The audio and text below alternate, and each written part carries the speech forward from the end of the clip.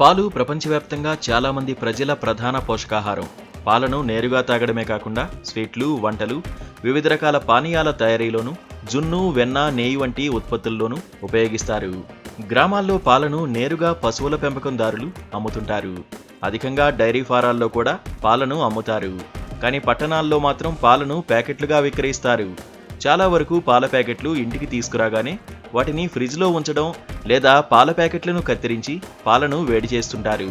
అయితే ఇది చాలా తప్పంటున్నారు ఆహార నిపుణులు. నిజానికి ప్యాకెట్ పాలను అప్పటికే పాశ్చరైజ్ చేసి ఉంటారట. అంటే అత్యధిక ఉష్ణోగ్రత వద్ద వేడి చేయడం ద్వారా పాలలో హానికరమైన బ్యాక్టీరియా అప్పటికే నిర్మూలించి ఉంటుంది.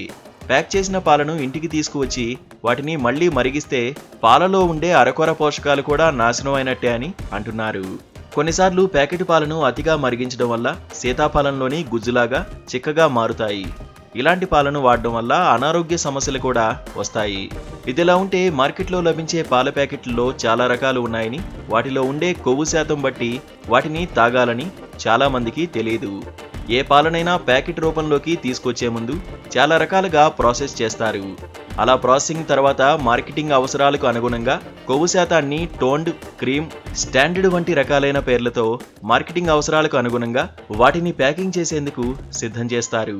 ఆ ప్యాకెట్లు ఎవరికి ఉపయోగకరంగా ఉంటాయో తెలుసుకునేందుకు వీలుగా వాటిని వివిధ రంగుల ప్యాకెట్లలో ప్యాక్ చేస్తారు. వీటిలో ముఖ్యంగా 4 రకాల పాల ప్యాకెట్లు మార్కెట్లో లభ్యమవుతూ ఉంటాయి. పాల ప్యాకెట్లలో మొదటి రకం చూసుకుంటే ఫుల్ క్రీమ్ మిల్క్. ఇందులో 6% కొవ్వు, అలాగే ఇతర పదార్థాలు అంటే సాలిడ్స్ నాట్ ఫ్యాట్ లాంటివి మొత్తం కలిపి 9% ఉంటాయి. ఇందులో ఫ్యాట్ ఎక్కువగా ఉండడం వల్ల రుచి ఎక్కువగా వస్తుంది. ఈ పాలను ఎక్కువగా స్వీట్ల తయారీలో, హోటల్స్ వంటకాల్లో వాడతారు. ఇక రెండోది స్టాండర్డైజ్డ్ మిల్క్.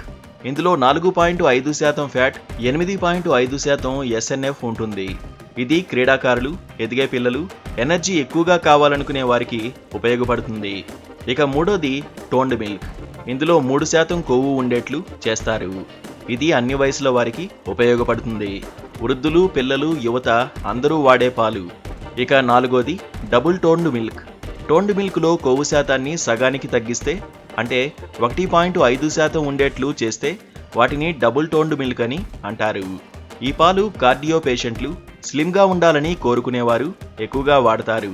సో ఇక నుంచి మీ అవసరాన్ని బట్టి ఎలాంటి పాలు తాగాలో మీరే నిర్ణయించుకోండి.